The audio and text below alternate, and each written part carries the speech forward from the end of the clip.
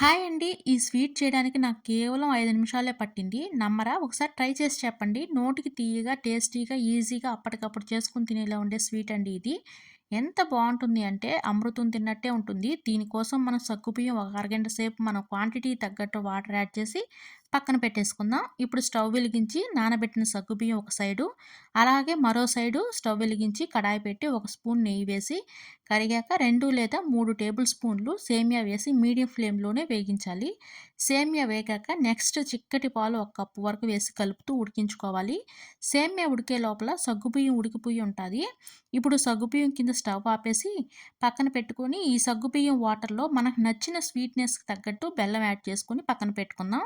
ఇప్పుడు సేమియా గాని ఉడికిపోయి ఉంటాయి. సేమియా కింద గాని స్టవ్ ఆపేసి ఈ సగ్గుబియ్యంలో సేమియా మొత్తం వేసేసి ఒకసారి కలిపి తింటే ఉంటుంది. నిజంగా అమృతం తిన్నట్టే ఉంటుందండి. మీకు గాని నచ్చితే కిస్మిస్ కానీ, జీడిపప్పు కానీ ఫ్రై చేసి వేసుకోండి. అయినా ఈ స్వీట్‌ని మీ సైడ్ ఏమంటారో కామెంట్ చేయండి. మీకు గాని ఈ వీడియో గాని నచ్చితే ప్లీజ్ లైక్ చేయండి, షేర్ చేయండి, సబ్స్క్రైబ్ చేసుకొని సపోర్ట్ చేయండి. Thank you.